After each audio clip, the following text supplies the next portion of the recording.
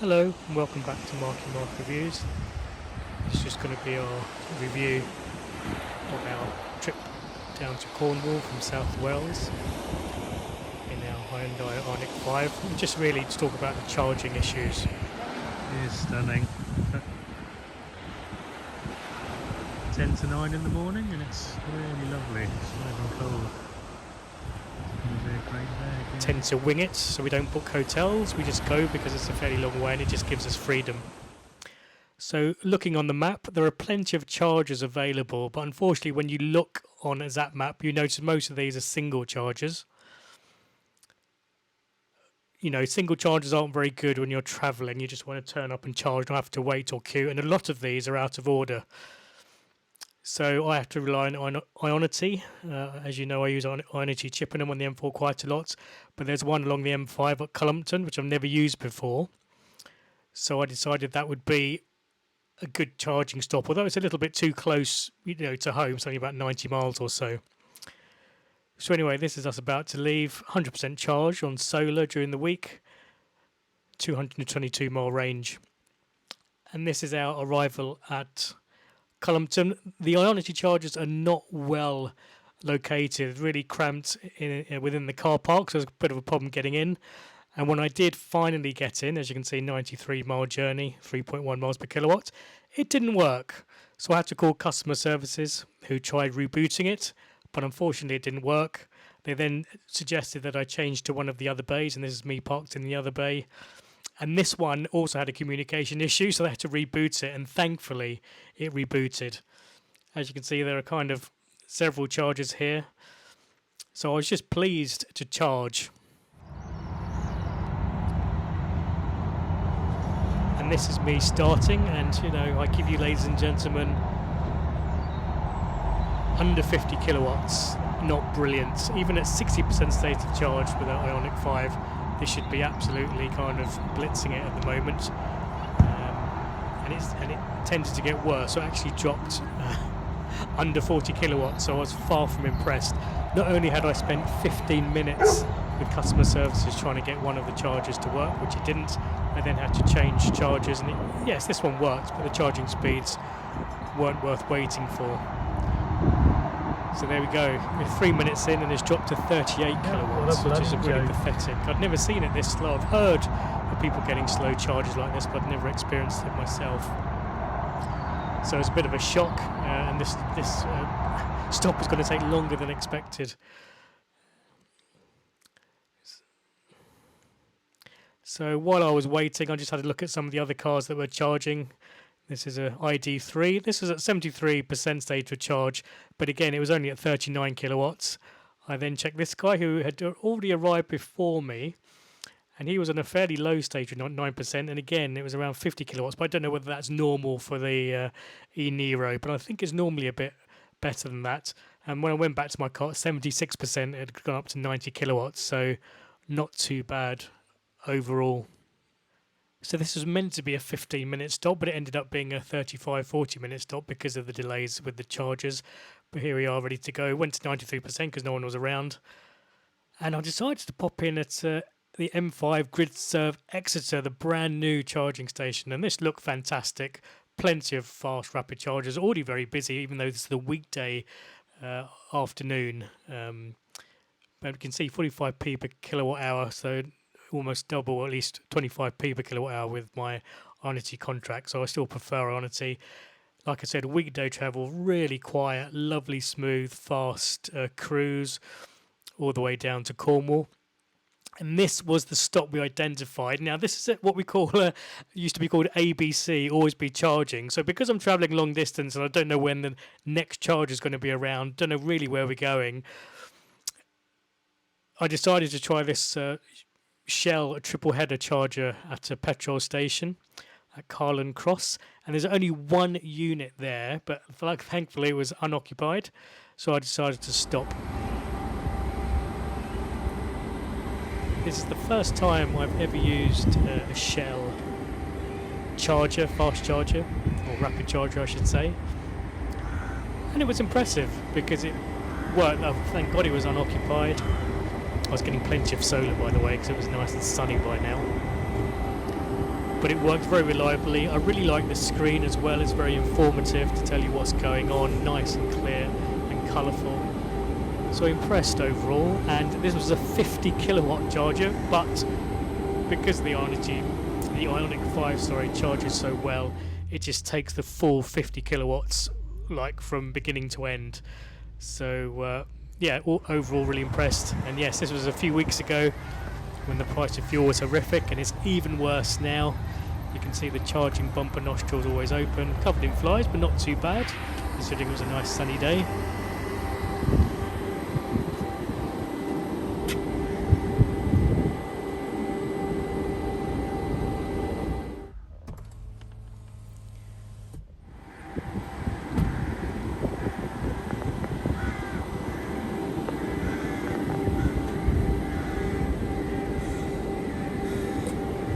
Nice and precise buttons, and all very clear.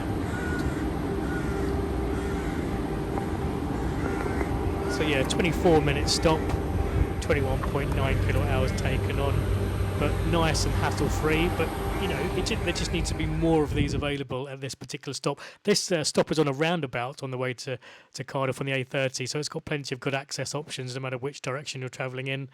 And this was our way down into Cornwall, and this is our hotel which we booked while we were at that Shell station. My wife just went on booking.com, no affiliation to that website, but we just booked a hotel.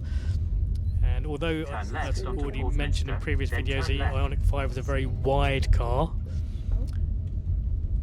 it's not too bad. I mean, it's not that big a deal. Yeah, there was just going to be a head on there, so I had to kind of give way to another vehicle so I can get around this corner. Okay.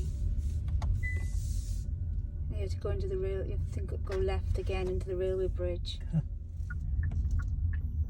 Turn left. Gosh. Turn right, then arrive at your destination. So here we are in St Ives in Cornwall, and this is the Primrose House Hotel right on Porthminster Beach, just in the way, and it had parking, which is a bonus. You can see the last part, which is 4.4 miles per kilowatt hour. Beautiful sea view. Feels like you're on holiday when you see the sea like that. But yeah, really pleased. And again, just unloaded the car, went straight out onto the beach. Oh, someone like me trying to squeeze around the corner. Yeah, parking's definitely at a premium in St Ives. It's very congested during the holiday season. This is just slightly off peak, so it wasn't too bad. That's why it allowed us to just book a hotel on the way down.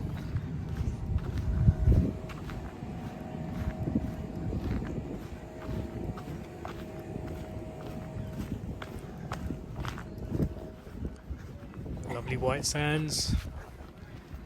Again, it really does feel like you're abroad. It's so nice that there are places like this in the UK, not too far from home.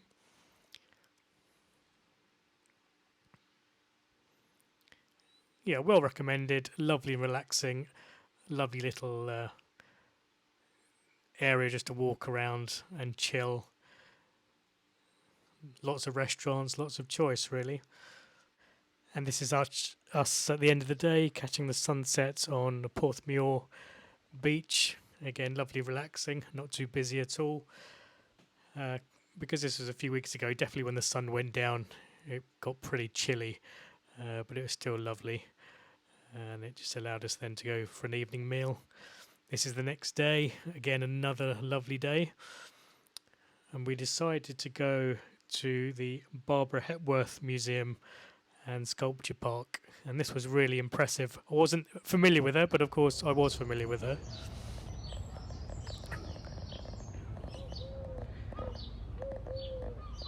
As I'm a Londoner, I've often seen her sculpture outside John Lewis, on the side of John Lewis in Oxford Street, but and also some other famous work she's done for the United Nations, which I've also seen in person, but I didn't realise it was her works. But the garden, and the house and garden where she spent a lot of her years in Cornwall, was absolutely fantastic, really peaceful, and lots of lovely artwork to look at.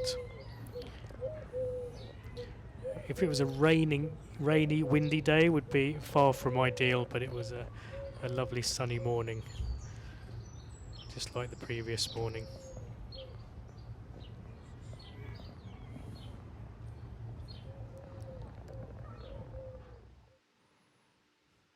Yeah, could have spent a good 2-3 hours here, but I think we spent just under an hour. It's relatively small. I didn't take many, well, not posted any footage of the house and things, but I thought the garden would be fine to post images of and video of. So that covered St Ives, and this is us about to leave. 70% charge. And what we discovered looking on the map, we're just going to have a quick charge at the Tesco Carbis Bay. Beautiful location for a Tesco as you overlook Carbis Bay. 4 free pod point chargers. And this just enabled us to park up, just buy some snacks. Then we walk down to Carbis Bay, which is a long, steep walk down to the bay. And we were told by the person in our hotel that they had Tesla chargers at the Carbis Bay Hotel here, which they did, but one of them was out of order and the other one was reserved. Not that we would have used them because we weren't staying at the hotel, but I think you can use them if you wanted to. And yeah, this is Carbis Bay, absolutely beautiful. Again, feels like you're on holiday. Really nice. Just had a walk, and then we had the long walk back up to the Tesco. It took on a few percent. We were only there for about 1 hour. And then we carried on our journey. And when in Cornwall, it's got to be done. Go and visit Land's End. I'd been here many years ago, probably about 30 years ago. But my wife had never been. So this was 19 miles from Carbis Bay, St Ives, 4.3 miles per kilowatt hour, because it's a fairly slowish, steady drive. Didn't know how long we were going to be here, but as we were walking in, I'd noticed there was a brand new GridServe charger. So again, although I didn't need a charge because this was empty, I thought, why not? May as well go over and plug in. And apparently this was a 120 kilowatt charger, paid by contactless. But there you go, 29 kilowatts. And apparently, according to ZapMap and comments, this is pretty normal for this charger. It's either not working or charging at around 30 kilowatts. So again, not another, yet another disappointing charge speed. But yeah, I don't know what they've done with Land's End. You think this is all there is to see, really. They've tried to turn it into a mini Blackpool with shops and games and things. But yeah, it's worth about half an hour of your time, I think. We got about 9-10% charge in the half hour we were there.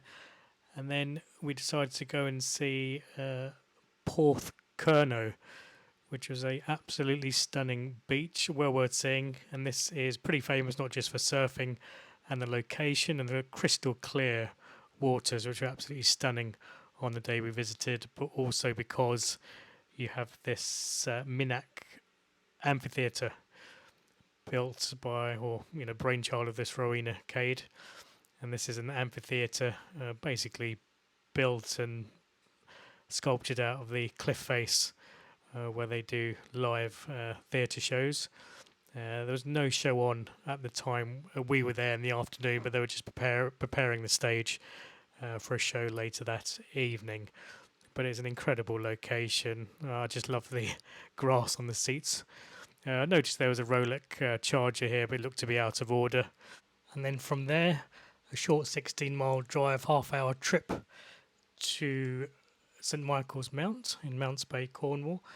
This was formerly a monk's priory and also as a fortress, but has been a family home to the St Albans for hundreds of years. It's connected to the small town of Morazion by this granite causeway, and when we got there late afternoon, that had obviously been covered by the water, so we had to take a short boat ride across, which cost about £2.50.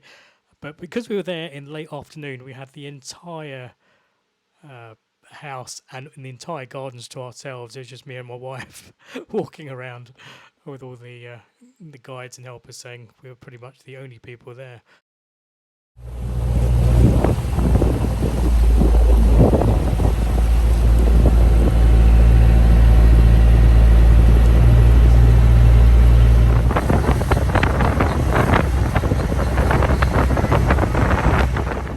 this is the Granite's Causeway that you can walk across at low tide to St Michael's Mount.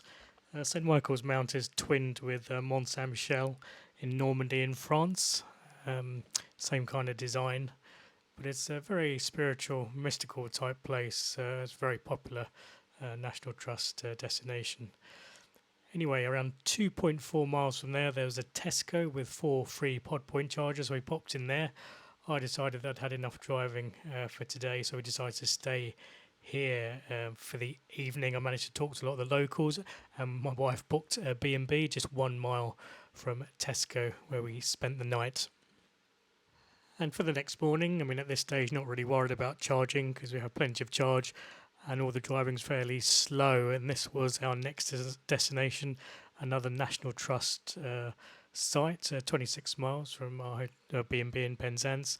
And this is Lizard Point, which is the most southerly point on mainland Great Britain, and is a really beautifully scenic area, very popular with bird watchers. A lizard apparently stands, or an old English word for stone, so nothing to do with the animal being a lizard, but absolutely stunning, very windswept,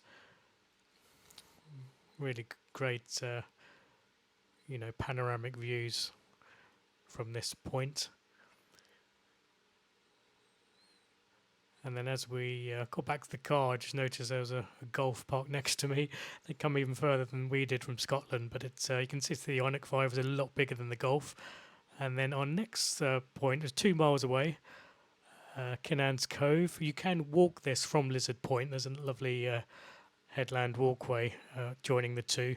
We took the car, and again, National Trust, you can park for free if you remember. And again, this is absolutely stunning.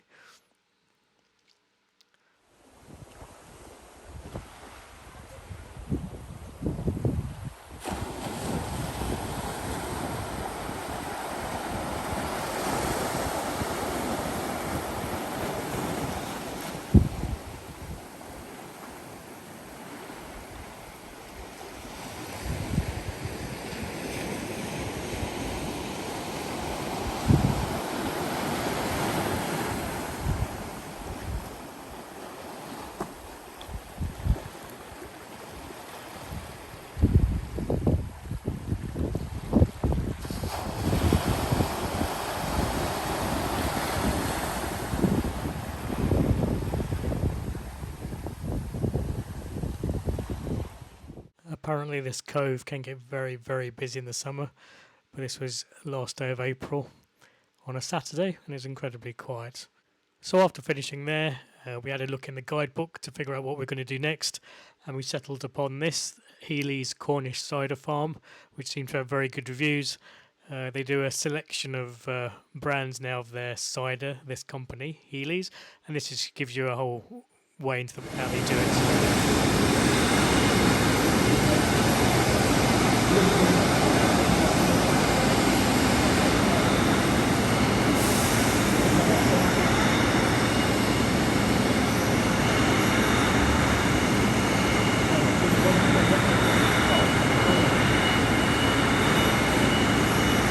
Of course, after having a tour, they want you to buy some of their product, and they also did a fantastic lunch with tea and scones.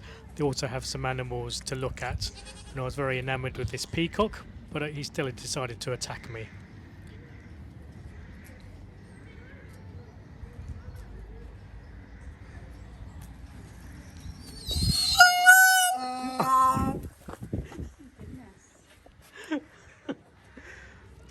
Yeah, nice looking creatures, but pretty aggressive. Anyway, after that, it enabled us just to go up to the tasting bar, and to be honest, we spent a little too much here and spent quite a while tasting their large selection of various ciders, but it was well worth it. And after we finished up there, just a short drive over to Truro, which is it's the only city in Cornwall, and is the administrative centre. It's famous for Truro Cathedral. Absolutely stunning inside. It's one of the few, I think it's only one of 3 cathedrals that has 3 spires in Great Britain. It was actually packed when we went here because they were having some sort of battle of the male choirs. So we couldn't sit and enjoy it because there were TV cameras and it was absolutely full. So we're about to make our way, and we're basically heading home. We wanted to spend more time in Cornwall, and we're going to obviously return to explore more, but the weather was going to change quite massively, so we decided that we're going to go home, and we're going to have to refill. And I kind of earmarked this one, which is Fradden Services, which is a Shell rapid charger just up the road from Carlin Cross on the A30. And yeah, it wasn't that far, just 11.8 miles. Nice little station. Only 2 rapid chargers. I use a Shell RFID New Motion card, which I got for free. You can do it via the app. You download the app. So it's the first time I've used it, and obviously by using that it will just charge automatically to your credit card that you have linked with it. Again, I like the screens on these Shell chargers, they're very clear, you can see what's going on, and of course with the Ioniq 5 with its 800 volt architecture, that will steadily climb the voltage, as you can see on the left hand side, and that enables it to take on quite a rapid charge. Obviously it's 46%, and it was quite cold. It dropped to 12-13 degrees temperature, so you're not going to get the fastest of chargers. But yeah, just the 2 chargers, both were empty again, so I didn't have to queue, just drove up and charged up straight away. The right hand bay was eventually taken by a Porsche Taycan, driven by a pilot by all accounts, if you judge by his uniform. But yeah, nice little stop. There's a small retail park on the right hand side, and this is worth knowing. On the A30 this is northbound on the A30, so you can't really charge if you're heading southbound towards Cornwall. You can, but you'd have to go past it and then obviously come back, which would be a waste of mileage. But it's yeah, so when you're leaving Cornwall, this is quite a good stop. But yeah, just the 2 chargers. Obviously you want redundancy and not have to worry about queuing. But we didn't have any problems. In fact, on all the chargers we charged up, we didn't have any queues at all. We just drove up and plugged in. Now I did actually have an issue with the payment. You can see the charging's increased here as the battery's getting more charged. The charge rate increases. You actually had a problem. So when I arrived home after this trip, I received an invoice from Shell for payment, whereas it should have come from the credit card linked to the app.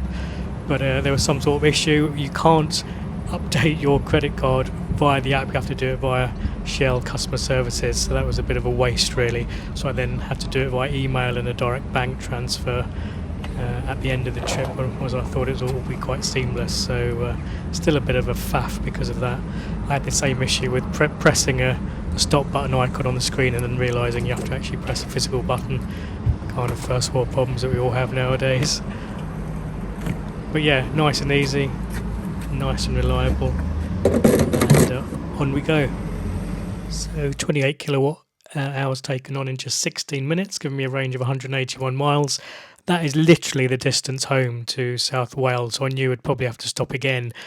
And I had this earmarked, so obviously I passed it on the way down, popped in to have a look, and I thought, hey, may as well just have a quick charge on the way home at this brand new GridServe Extra, where they have lots of rapid chargers now, I think 12 CCS chargers.